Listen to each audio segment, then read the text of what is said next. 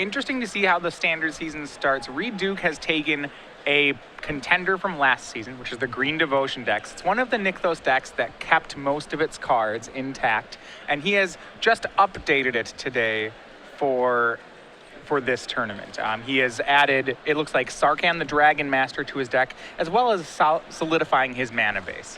Well, one of the things that was going on with his list when we saw Reid play this in the Invitational was he had already cut Burning Tree Emissary and went to a more conventional ramp into big creature deck with Nykthos as sort of a subset of that plan.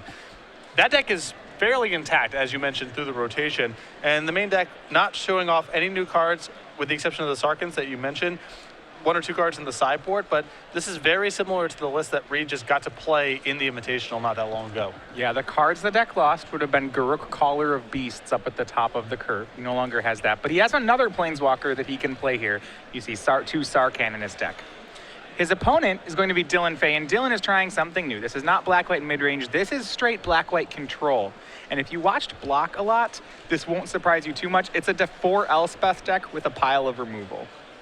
And Elspeth, the only way to win in the list, there's 4 copies of Read the Bones, and really the rest of this, besides 1 copy of Empty the Pits, is removal or discard. You see Dylan leading off with the Thoughtseize here. Yeah, so Dylan was set up by Thoughtseizing, seeing what's going on. He does see that Reid kept a 2-lander of just Mountain, Forest, and to go with that, he had 2 Mana Accelerants, a Caryatid and a Voyaging Satyr, 2 Genesis Hydra, and 1 copy of Sarkhan the Dragon Master. And if Dylan is taking the Caryatid there, I believe that means he probably has a removal spell for the Voyaging Satyr, and he's just trying to choke Reid's mana. It's a really effective way to attack devotion strategies.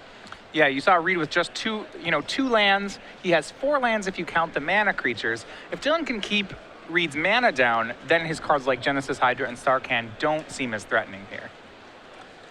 And we're going to see a Scoured Barrens for Dylan. This is part of the new common land cycle from Khans of Tarkir.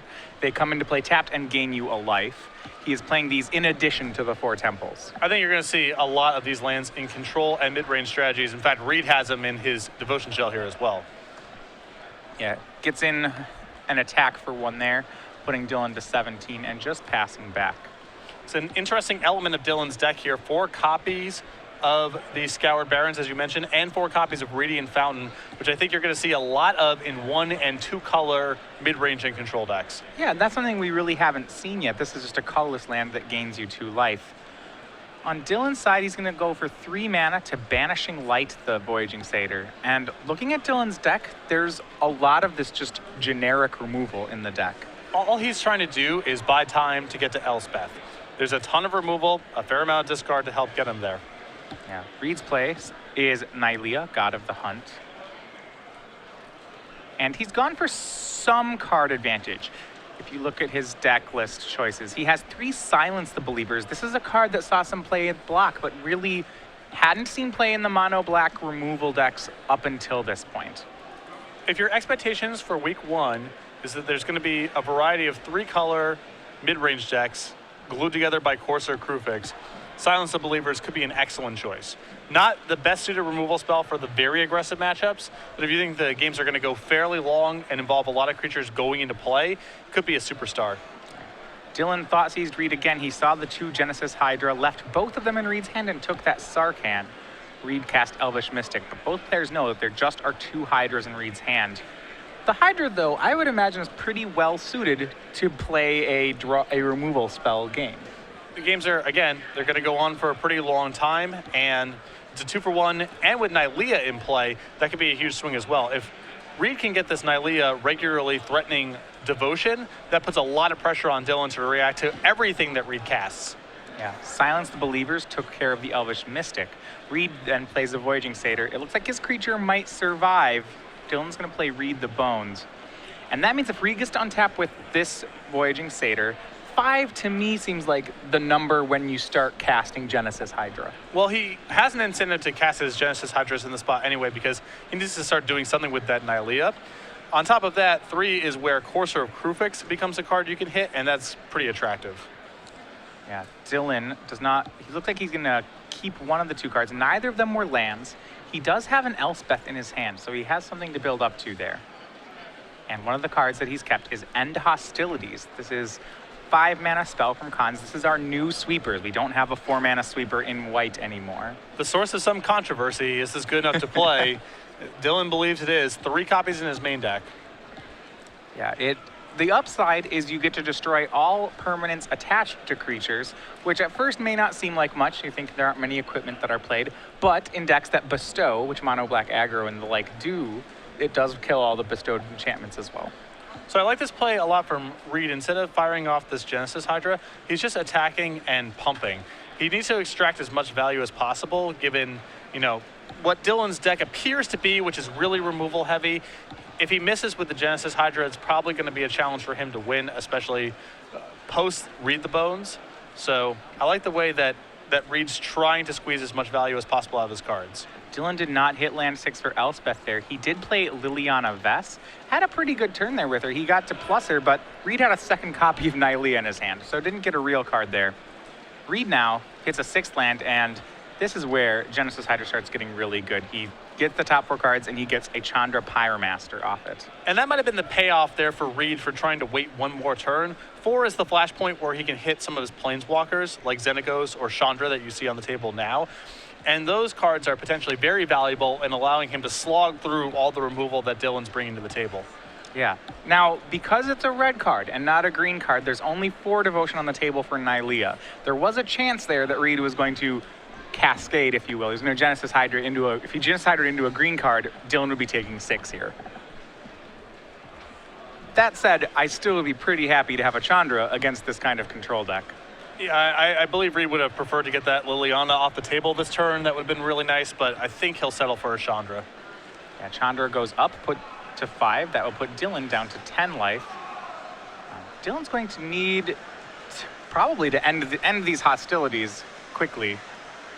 He does have a 6th land, it was Caves of Koilos, so now he has a choice between Elspeth and hostilities, and what I can only imagine are a lot more removal spells. Because Nylea gives everything else that Reid has trample, I think that Elspeth is a poor play this turn. If he pumps it, Reid can just play over the top. If he minuses, the Voyaging Satyr can finish off the Elspeth. So I think Dylan should be casting End Hostilities, or if he can chain together multiple removal spells that contains Reid's board, that's fine too. But I think this is a pretty good spot for End Hostilities. It's worth noting that Reid's 5th land was a Nykthos, Shrine to Nyx, so on top of having what he does have 4 green devotion at the moment, so he can make extra mana. If he has the potential to get 2 pumps off this Nylea. Yeah. So it depends exactly what the nature of Dylan's hand is. If he had, let's say multiple copies of Banishing Light where he could just take care of the planeswalkers, I think that would be one thing. It looks like he may have 3 copies of Elspeth. Yeah, so I think this is kind of where he's got to start off. Yeah, hostilities are ended. Liliana will get Reid to discard that second Genesis Hydra. She goes up to 7. Well, I have jokes before about Liliana saying that I don't think she has a 3rd ability, because I don't ever feel like people bring her to 8 and ultimate her. But we're getting close to actually seeing that happen. For sure, and Reid's graveyard is not that excellent for a Liliana ultimate here, but it does tax, if nothing else, it's just taxing Reid's hand the whole time. He didn't play what he just drew, so Dylan can just keep plussing until Reid presents enough. If Dylan keeps playing removal spells, then it's very likely the game gets to the spot where Liliana's ultimate is game-winning. Second Planeswalker here. That's Elspeth Sun's champion. Yeah, as you mentioned, Reid zeroed his Chandra, found a Voyaging Satyr, cast it, but did hang on to a card. Now, there are no instants in Reid's deck, so Liliana will get the card if Dylan chooses to plus it. I'm trying to see what the card could have been in Reid's hand that he elected not to cast, or could not cast. Because at 5 mana, it appears his entire deck is online and good to go. Yeah, I was going to say it could have been an extra copy of Nylea, but that's already happened. Dylan will play Elspeth and plus it, though. Hasn't used the Liliana yet. And he's going to use the -2 on it. And that, to me, has always been the conundrum with Liliana, is that when I say I never see it -8'd, is whenever I've played with the card, it's been, I could build it up to 8, but -2ing it a couple times, usually wins the game anyways. That's the thing. Liliana appears in control decks in any matchup where the ultimate is game winning. normally minusing a few times and getting more removal spells or whatever your quality threat is also good enough to win the game and comes with considerably less risk. So not surprising to see this play pattern manifest against Reid as well, especially because his graveyard really isn't that juicy for a Liliana Ultimate. There's a lot of creatures there, but it's not really amounting to much for Dylan. Okay. And yeah, and it looks like he may just try to get more regular removal spells, so something like Banishing Light to deal with the Nylea, which is a card that Dylan can't get right now. Interestingly enough, and this is something I just want to mention on deck building sides, I've talked about this before, Dylan's deck is not playing any copies of Utter End, and that's a new card. It's 2 black-white that exiles a non-land permanent. It's a card that I would have thought we would have seen in this style of deck, this black-white kill everything, play a Planeswalker. Especially, as you mentioned, it's a black-white mid-range deck. It has a boatload of removal to start with. Planeswalkers and Gods can be problematic for this kind of strategy, and Utter End cleans that up very nicely. So I agree. It is 4 mana, and there's a lot of expensive things in this deck, so something's got to give at some point. But that could easily be the Silence of the Believers, for example, that we saw earlier. All right, Courser of Krufix for Reid Duke here. That was from his hand. He's going to 0 with Chandra to find Sylvan Caryatid. No, sorry. The Courser's got, that's revealed to Caryatid. The Chandra got the Courser for him. Some tricks there. He set up his Chandra with a Temple. But he's not able to deal damage right now. He has Devotion of 4, and that's probably a little concern to Dylan.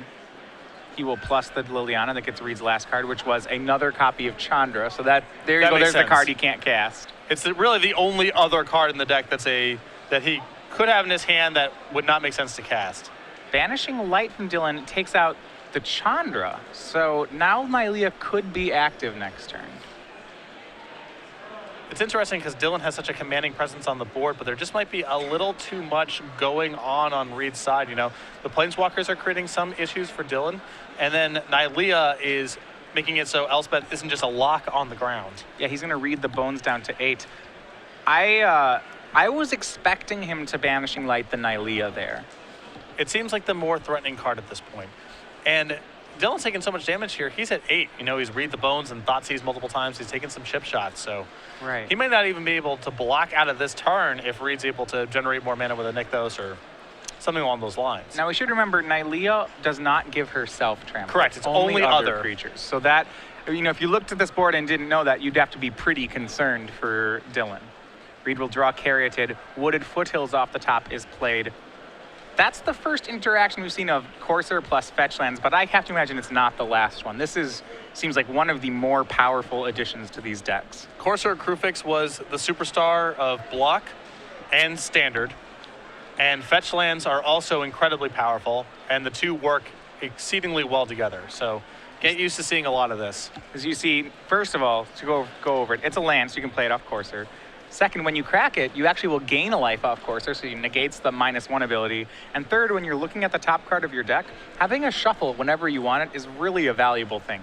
Yeah, it's a lot of small synergies that are very good, and the opportunity cost is very low. So get used to this. All right, a swing with Reid from Courser and Nylea. You have to think, Dylan's going to put 1 in front of Nylea, 4 in front of Courser. Reid has the ability to actually make a lot of mana here, so he's going to Nykthos up to 5, then he untaps with Voyaging Satyr, and then he can go ahead and Nykthos that up to 8.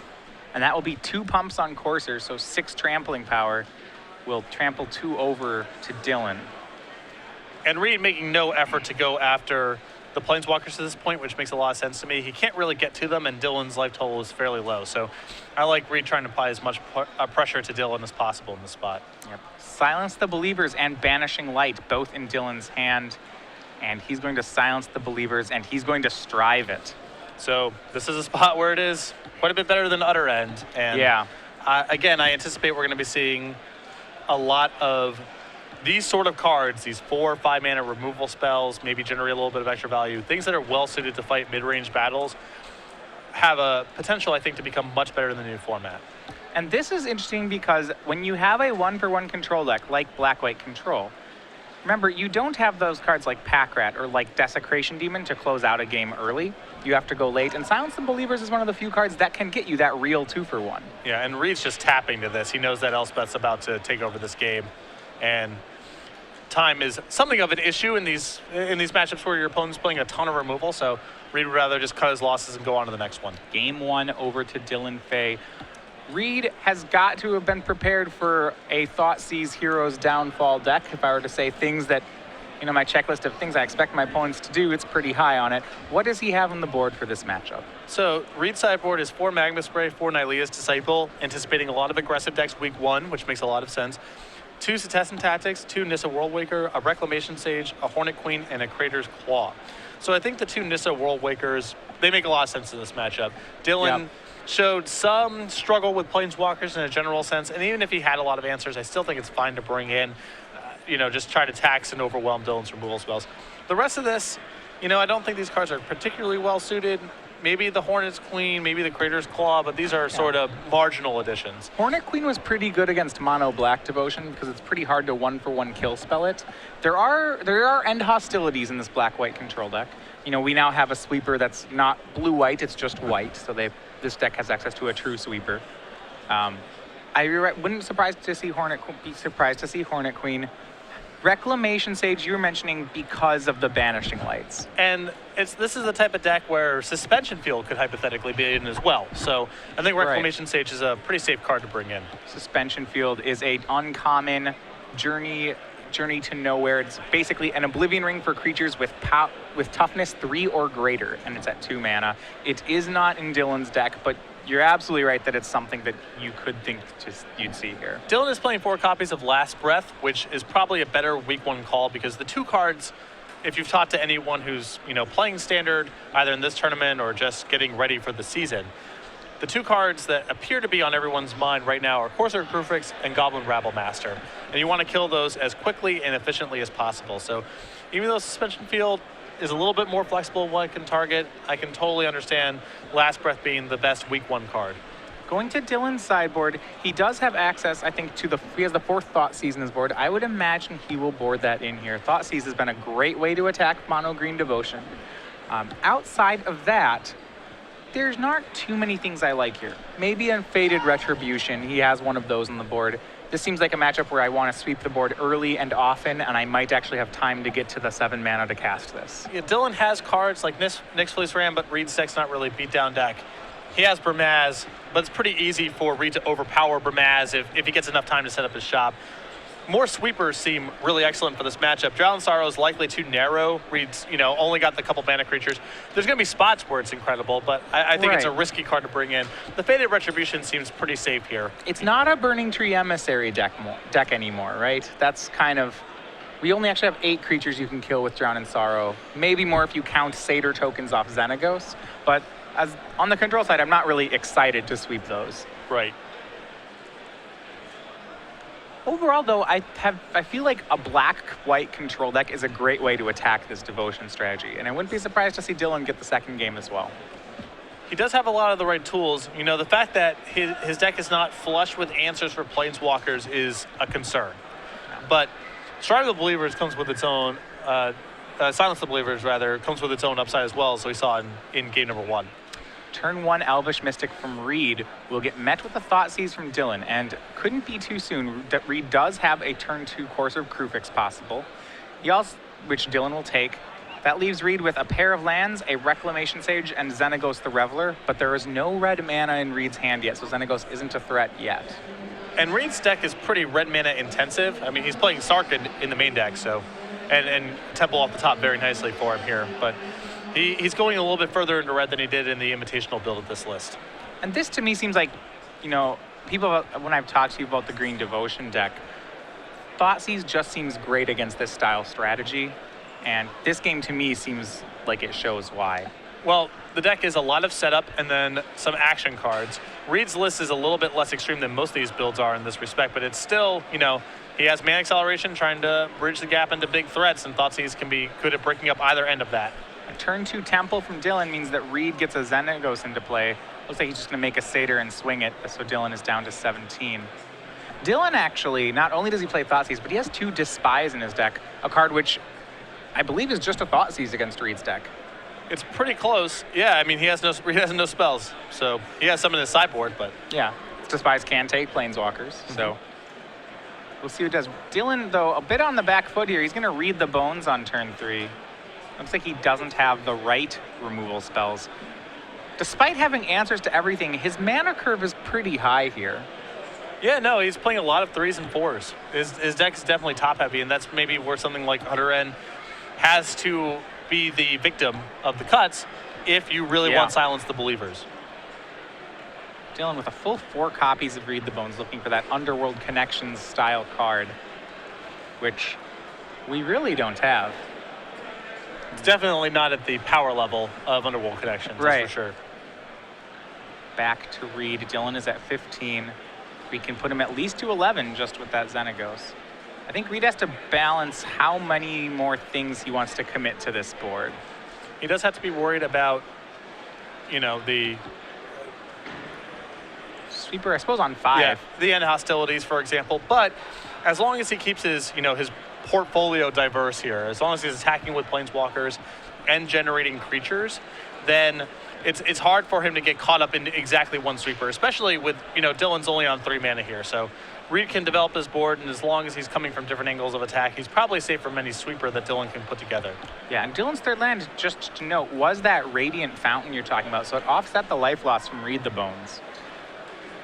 And I do like that inclusion, especially alongside cards like Urborg, Tomb of Yawgmoth, to really fight the fact that you're playing colorless lands. Dylan likes enough to be playing a full 4 fountains. It was not a Radiant Fountain metagame beforehand, in part because of color restrictions, in part because there was already some really attractive colorless lands like Mutavault, and you can only have so much of this stuff going on.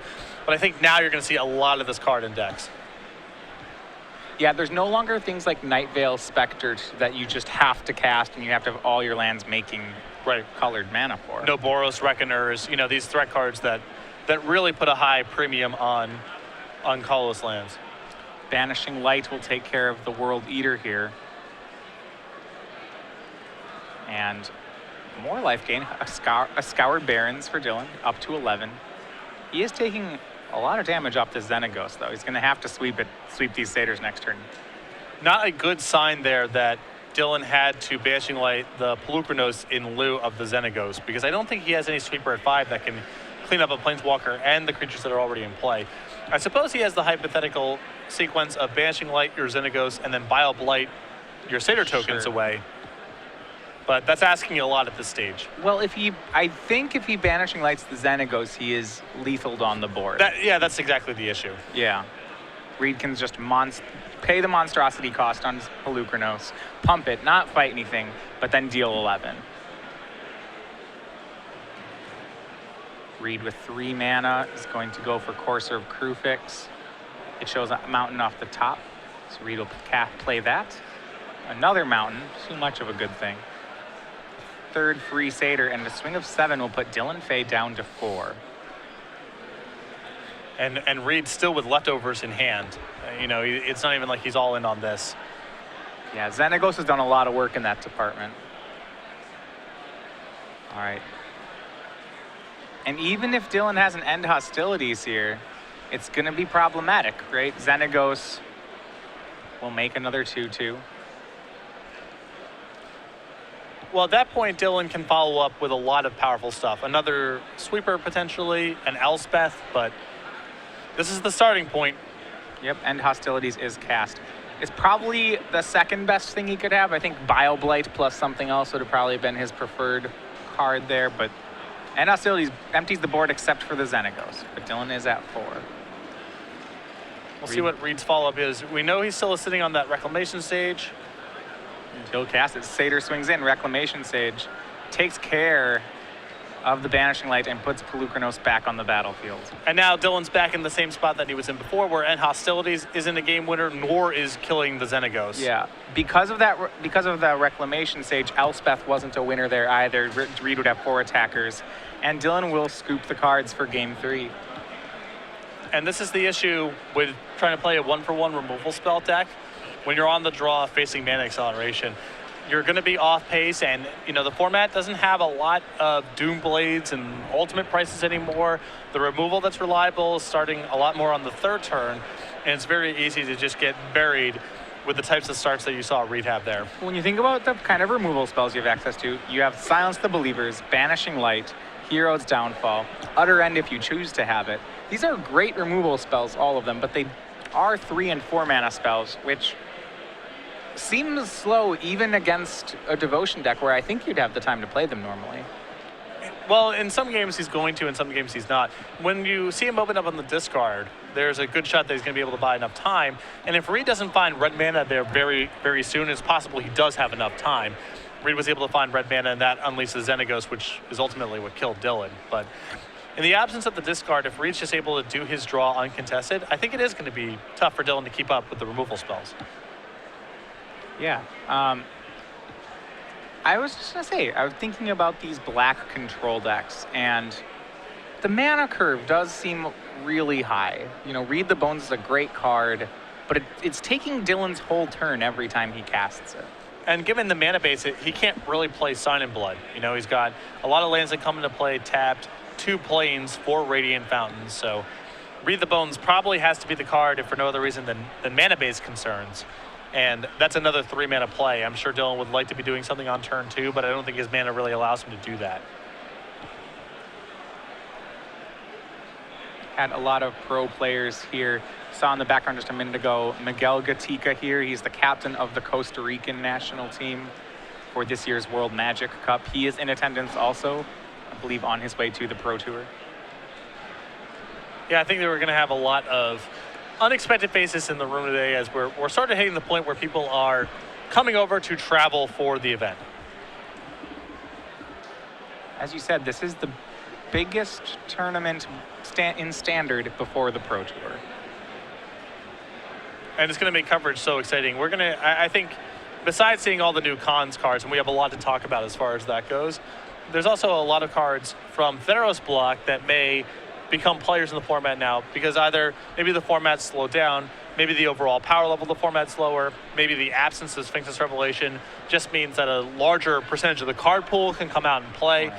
So I'm interested to see, this could be the first tournament, for example, where some of the M15 souls show up in decks. In the format where it's defined by Sphinx's Revelation and Rabble Red, you can't play cards like souls, but if we see a lot of decks like Dylan's or even like Reid's, those cards could be a real player. Yeah, the way I like to think about it is, you want to know what the next Desecration Demon is. If you remember, that guy went a year without seeing any play, then the format rotated and suddenly he was everywhere. I think Jeff Hoagland's black splash green deck at the Invitational was the first time we really saw it in action. Exactly. But besides that, we didn't see it in block. Basically didn't show up in block. Nope, there's too much Revelation to play that card. But then it became a defining part of Standard. Right, not to mention, I suppose, Pack Rat really went a year without seeing play either. Well, Nick Spagnolo at one Invitational I know was playing a Pack Rat Loam deck, but that doesn't really count for what we're discussing here. That was Legacy. Dylan Fay starts on a Temple, Reid on a Rugged Highlands, which is the life gain lands. We don't actually have a name for those yet, I suppose. The life gain lands. Anyway, turn 2, Dylan's gonna Thoughtseize, see what he's up against. Reid adds an Elvish Mystic, a Caryatid, a Voyaging Satyr, plenty of ramp. Lands numbers 2 and 3, his business spells, a Xenagos, and a Genesis Hydra. Again, this is indicative of the issue that Devotion decks have with Thoughtseize and now Despise going forward. This hand is really susceptible to discard. If Dylan can get the Xenagos out of there, really only Genesis Hydra and the top of Reid's deck are the only things that are really going on. Life gain land for Dylan, that's a Scoured Barrens. Able to I like how he has these Scoured Barrens and Radiant Fountains to really offset his Thoughtseizes and Reid the Bones. It's a nice little synergy there, and I'm not sure if these lands are in part to try to fight Rabble Red decks and other monocolor aggressive decks, but it is pretty sweet to have them. So one of the questions I've heard a lot of people ask is, can you play these wedge decks out of cons when Goblin Rabble Master is a card? You want to, because there's a lot of really big rewards for playing 3 colors out of cons. Well, you had to be shoring up your early game. That's what it comes down to. if you can get to the point where you're casting your Siege Rhinos and not too much damage is done, you're going to overpower decks like Rabble Red, but getting there is going to be the tough part. Thoughtseize number 2 from Dylan Fay, and that's exactly what you mentioned. A Genesis Hydra's taken. Reid left with 2 lands, 2 mana accelerants. I'm just going to have to now draw into his threats. I think he has done so for this turn. Well, part of the problem is a lot of his threats aren't really draws in this respect. I mean, Pelukrinos or Arbor Colossus, these are threats that are pretty easy for Dylan to handle. So that's going to be an issue here. Reid really wants to find a Planeswalker or a Genesis Hydra, something that generates value in the face of removal spells. Reid's going to fetch with the Wooded Foothills here. I believe he has a Pelukrinos for the turn. Which is something, but it's very likely Dylan can handle it. And there you go, Pelukrinos World Eater. I keep expecting the black decks to just end step have something like Doomblade for it. When you look at the 2 mana removal that Dylan has, it's Bioblight and Last Breath. He actually doesn't. There isn't, you know, an ultimate price or anything like that. I think this is, I mean, we have a lot to talk about this weekend, but I think this direction is good from an R&D standpoint. Having the 2 mana removal spells not catch very much and the 3 mana removal spells catch a lot of stuff, or hypothetically everything, means that there's the threat answer dichotomy can be really robust. It's interesting. So a few, you know, some number of years ago, we saw that happen to counter spells. 2 mana counter spells are situational, 3 mana counter spells are cancels. And removal, it looks like, is now following the same path. It didn't last year, but during Innistrad Standard it did, and I thought that was a big part of why that metagame was so healthy. Reid there taking a huge risk, emptying out his whole board in the face of a possible and hostilities, but looks like Dylan doesn't have it, just another Thoughtseize. Huge Thoughtseize, took a Hornet Queen out of Reid's hand, but off the top, he's going to draw Sarkhan, the Dragon Master. This guy, if you haven't gotten to see him yet, he is competing with Stormbreath Dragon, and he's quite a beating. So his plus ability basically turns him into a Stormbreath Dragon. He gets 4/4 flying, haste, indestructible on top of that. And he also can kill some creatures with his minus ability and give you an emblem at 6. And the emblem's a real thing. I think people are losing sight of that fact. That's a real power. Yeah, you draw. You have to discard your hand at the end of every turn, but you'll draw 3 a turn with that emblem.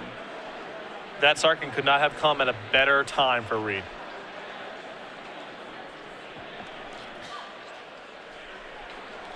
Dylan, without a main phase answer to Sarkhan, passes to Reid. You wonder if Silence the Believers or some Hero's Downfall style card is in Dylan's hand. Well, Hero's Downfall he doesn't have to really worry about because Sarkhan gets indestructible. Right. Silence the Believers is a concern, but Dylan didn't have it last turn where I believe he would have had the opportunity to do so. And in any event, Dylan doesn't have enough mana to strive it. So even if he does have it, it's not the worst thing. Right. The other question is, what are you going to do on this turn besides? Not animate and just sit there? You got to do something. Have to do something. Sarkhan ticks up to 6. It's going to swing for 4. Reid with no other attacks here. Looks like it's going to be, is that Genesis Hydra? And it is. Pretty good. Wow. Pretty good For running 5. set of draws. Yeah. Genesis Hydra into looks like Sure. Nissa Worldwaker. And this is a game I thought Dylan had this one. Me too. And 2 draws later, he has made a Sarkhan, a Nissa, and a 5/5 Genesis Hydra. Now keep in mind, there is the one Fated Retribution in Dylan's sideboard, so. Looking at the exact same thing, I was trying to think what kind of card can save Dylan here. It would have to come with an untapped white mana as well. It's asking a lot, but Dylan does have a way in his 75 to get out of this. But I agree with you. This game was shaping up really well for Dylan, and Reid on back-to-back turns with just 2 insane draws.